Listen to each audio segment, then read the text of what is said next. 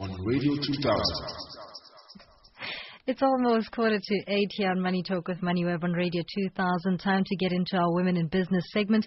Tonight we speak to the CEO of SA Institute of Black Property Practitioners, Vuyiswa Mutshekwane. Good evening, ma'am. Good evening. Thanks for having me. Thank you.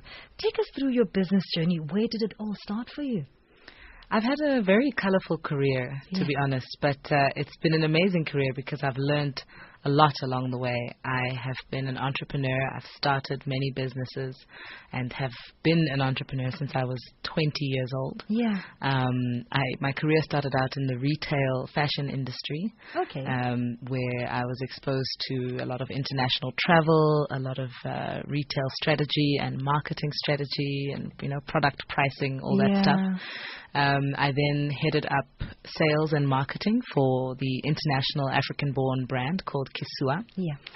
And after we made a global success of that brand, I then moved on to subject matter that was much closer to the heart, I suppose, and now with the South African Institute of Black Property Practitioners, where our main objective is to drive transformation in the property sector. And as a politics and economics student, which is, what I studied, it kind of feels like coming full circle to the subject matter and things that are of interest to me. Take us through your work there. You mentioned very critical conversations that are currently happening in South Africa where the land issue is concerned, where ownership is concerned. Yeah. What do you guys do at the association? So SAIBPP is a non-profit organization, and we've been in existence now for 20 years.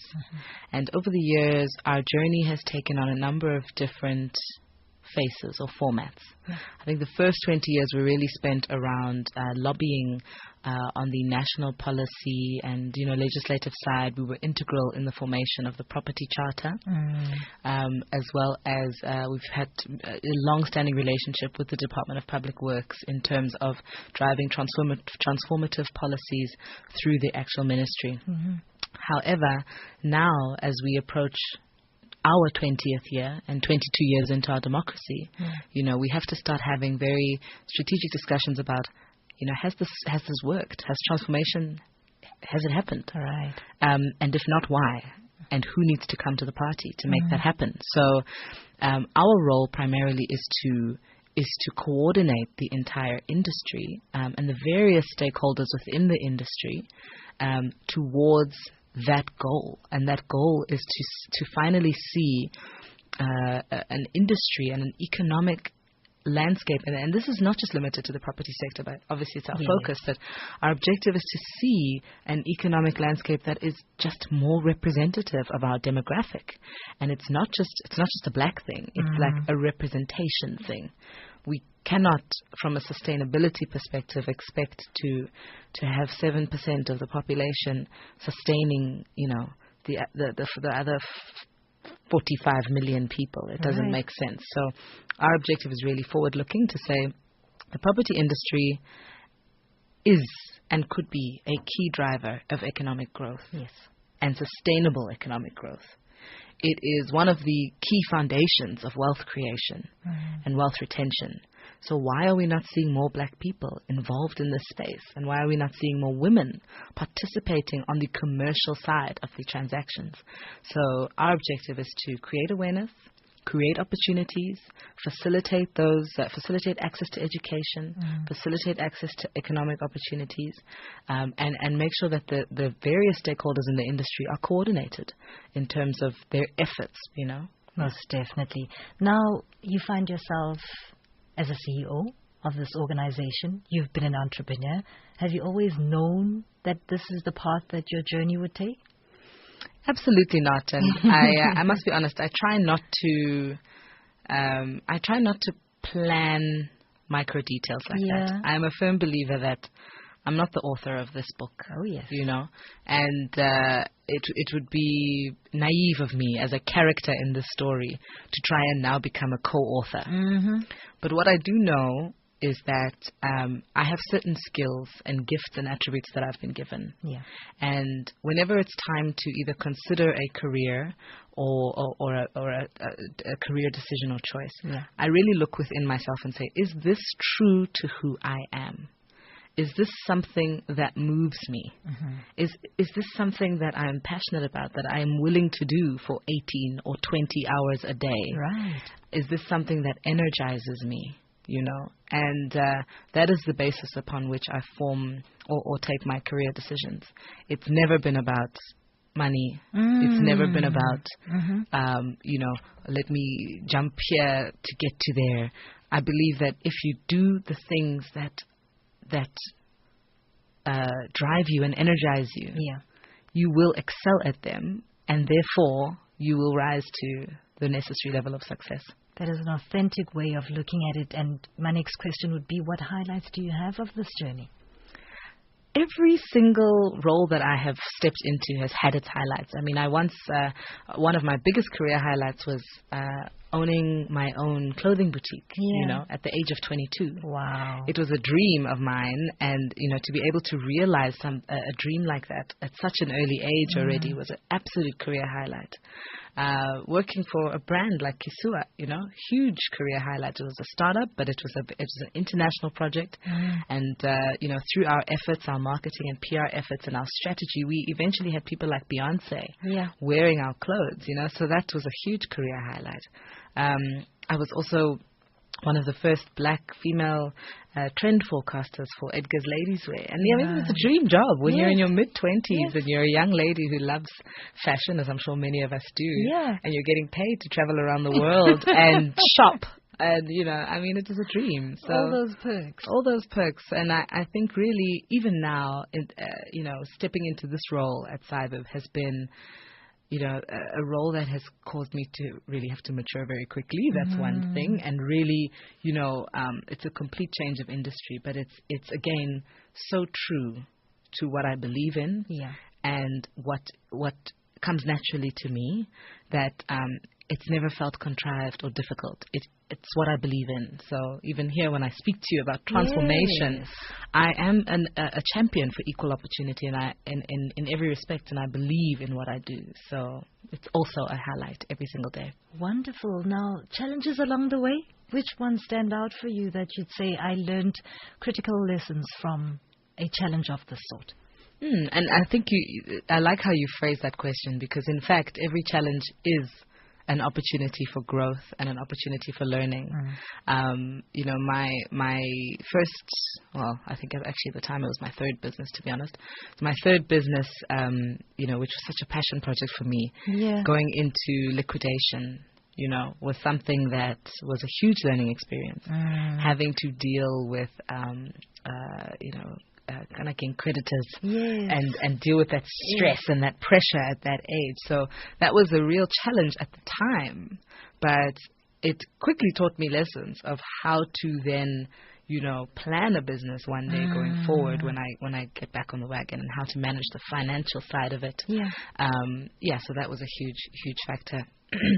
And as I said, I must admit, I rarely actually dwell on challenges, because I believe that it is only through adversity that we are able to grow and develop as human beings. Most definitely. And I'm grateful for every single speed bump. If it were gone smoothly, I would not be where I am today. So I'm grateful for all of that. How would you advise a young lady listening to you thinking, wow, I would love to find myself in a position where I ask myself questions that speak to my stomach, that speak to who I want to be in whatever job that I want to do or whatever business I want to start? What is needed?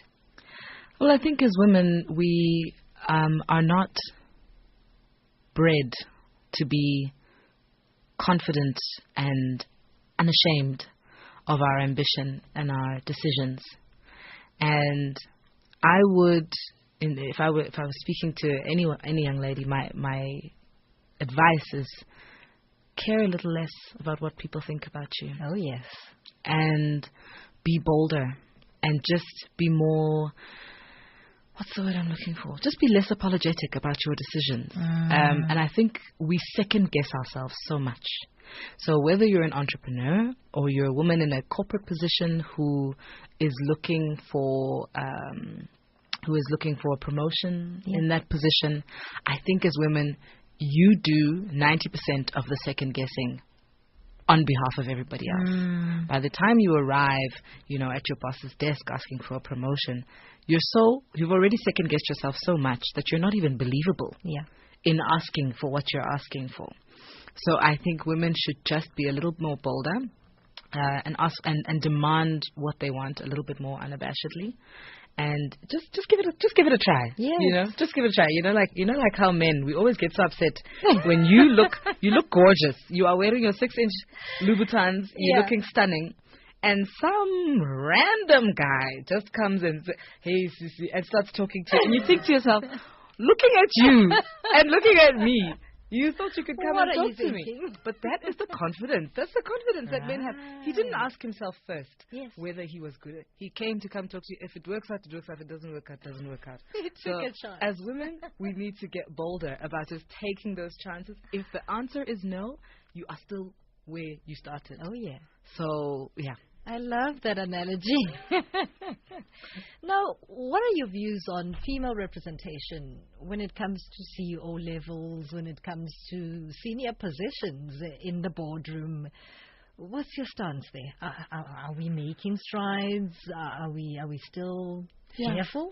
Look, I think that it's a multi-pronged discussion. I think from the one end there are those kind of structural barriers in terms of, the proverbial old boys club and such, and just by sheer virtue of being a woman, you're playing, a game that you didn't write the rules for. Oh yeah.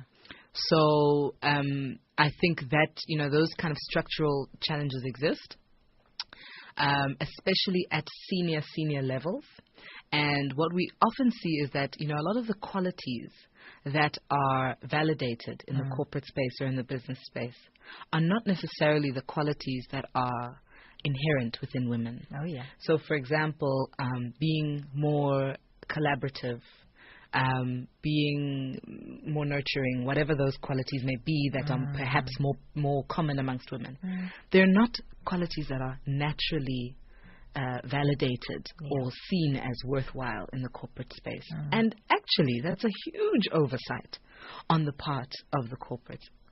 Research has shown, there's Harvard research that has shown that having more diversity in a senior management team, and that speaks to gender diversity and cultural diversity on a management team, results in higher profits because you're able to speak to your consumers more authentically.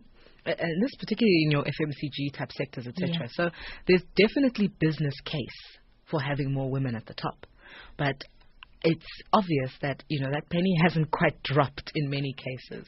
And, I think it's actually the big business and actually just business in general stands to benefit from having more women up there. And I really hope to see more of that. But I think also to comment on women and what we can do for ourselves, 9 out of 10 women that I speak to who are in positions right now, positions of significance, if you ask them, they will tell you that they were given a chance by another woman.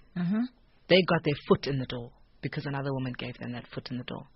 And I think it's also incumbent on us as women that when we reach those positions, we actually use our agency and the positions that we've been given to push that agenda forward. Oh, yes. You don't arrive at the top and then you also just assimilate into the old boys and become club one of the boys. And become one of the boys and start undermining all the women under you, etc. You don't do that. When you arrive in that position, it is actually your responsibility to make sure that you are breeding the next generation of female leaders. And that's my challenge to women who are currently in those leadership positions.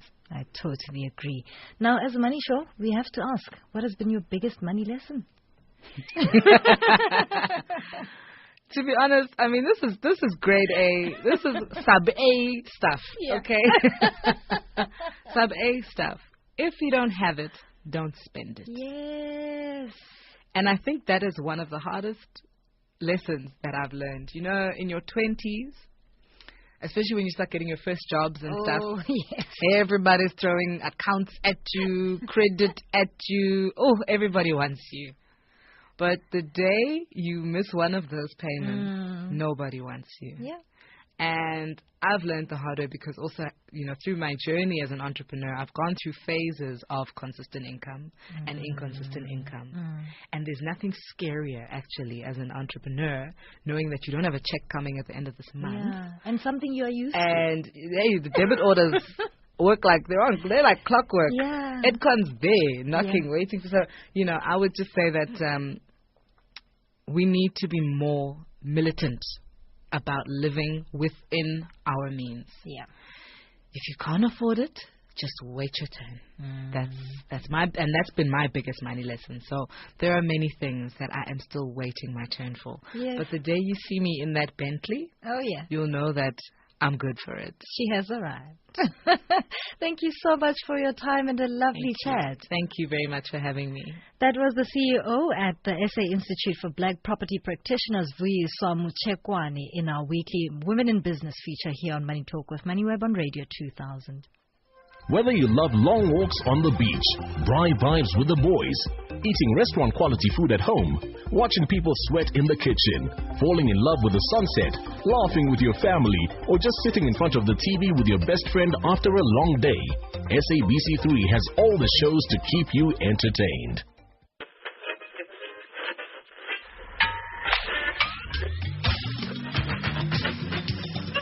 Oh, as always, some things are up, some things are down, and there's not a whole lot that's sideways. The last time we spoke, you advised me to buy into gold. Would you still make that statement? Did you buy? No. That's the question. Like what you just heard? Join me, Vuyiswa, on Money Talk with MoneyWeb on Radio 2000. That's Monday to Thursday between 7